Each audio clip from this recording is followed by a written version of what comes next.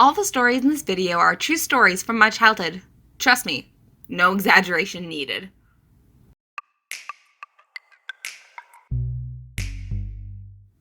So it was the summer of 2006, and my family was driving home from church just one sunny summer afternoon. My mom, my older brother, Mal, and my younger brother, CJ. We were looking out the window and saw the dugout at the end of our gravel road and asked Mom if we could go swimming. Now, we'd been there a few times before. It was small and dirty, but it was cleaner than our dugout and didn't have any beavers in it. So Mom said yes, and we got so excited. As soon as we got home, we went to change into our bathing suits, and then my dad asked what was going on, and Mom told him that she said that we could go swimming, but Dad had different plans. So he vetoed Mom's yes and torpedoed our swimming trip, much to our dismay. Now, naturally, we were quite mad. No's turning into yeses are amazing, but yeses turning into no's is war.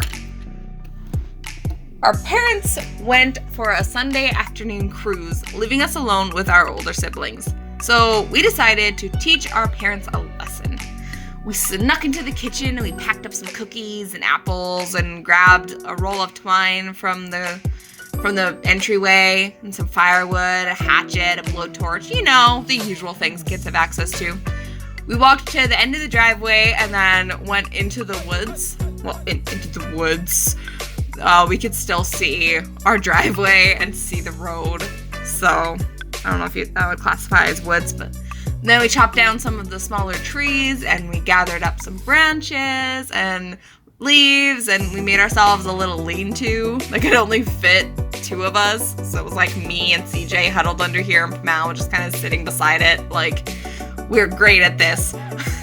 And then we made a little fire pit and made ourselves a very small fire because we didn't want the smoke to be seen or they would know where we were and they'd find us.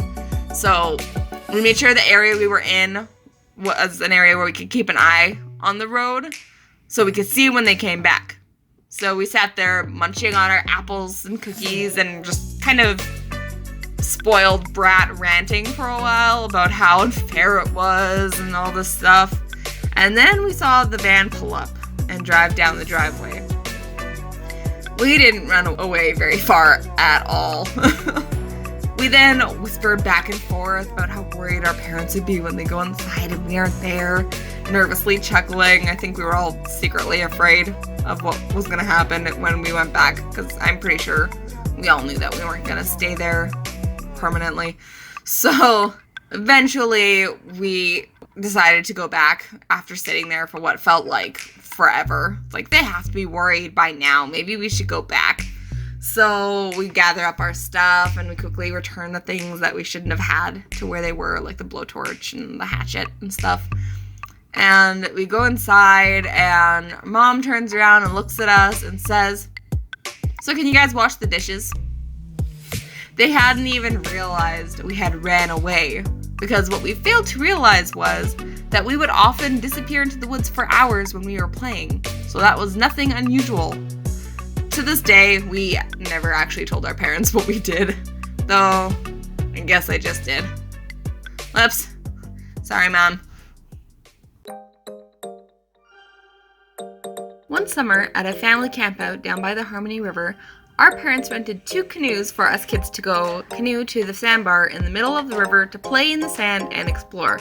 Now, Mal, CJ, and a few of my cousins were all very imaginative kids and loved to play pretend. So as soon as we hit land, the LARPing began. It's so long ago that I don't really remember what exactly it was that we were playing as. But one thing I do remember is I was out looking for clues to locate the evil lord, and I found an empty bottle in the sand that said Bacardi on it. Thus, the evil lord Bacardi was born. After several hours of weird theatrics and shenanigans, storm clouds started rolling in, and we didn't want to be canoeing back to the camp once it started, like, lightning and thundering, so we all rushed back to the canoes and hurried back to the shore as quick as we could, but there was no dock, so we had to try and bank up by the ledge. So the person on the front anchored into the mud using the paddle and then stepped onto the ledge, and the person in the back kind of anchored into the mud behind them so the canoe wouldn't drift away.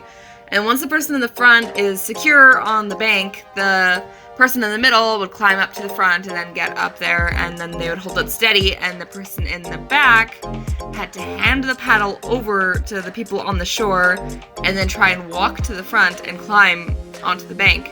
Now, this would have been fairly easy to do. Like, the other canoe did it totally fine. It was easy, except as I was climbing out, CJ let go of the canoe. He let go.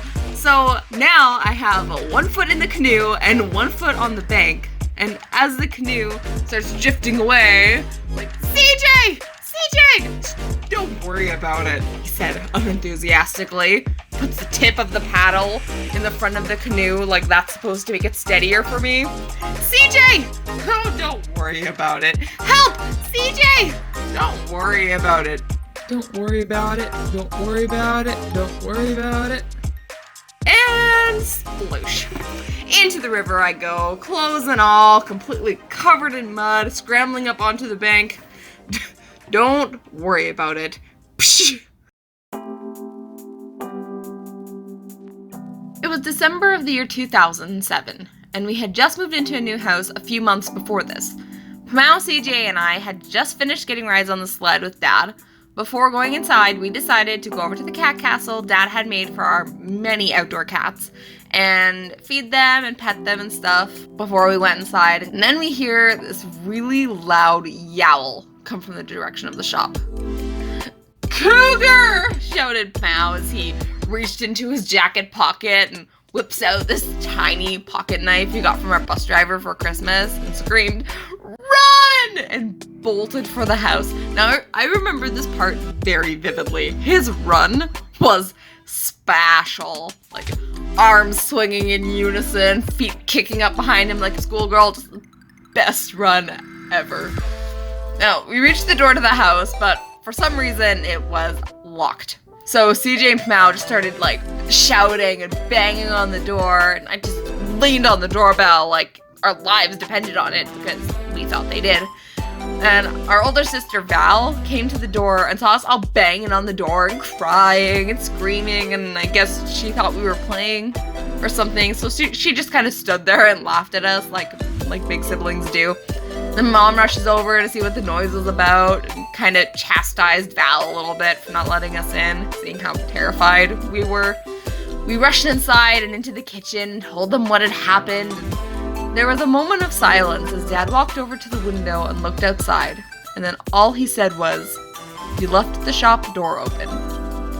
So I went to the master bedroom and got the shotgun out of the closet and put it together, and then went outside on a mission to close the shop door. We all watched from the kitchen window, just riveted, as he walked over to the shop. And then he heard a yowl and just stopped. He lifted his gun. We all held our breath. And then a cat walked out of the shop. So apparently, when a cat meows in an echoey, empty building, it sounds like a cougar screaming. So naturally, we were all laughed at for being so scared by a small house cat. But the three of us were so shaken up that we moved our mattresses into the big room in the basement and just slept beside each other that night. Despite how terrifying it was at the time and how embarrassing it was after, with, people bringing it up all the time, I still remember it as being one of those moments that just really brought me and my brothers closer together.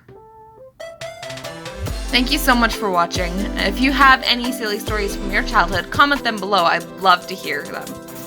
Thanks for watching. Until next time. See ya.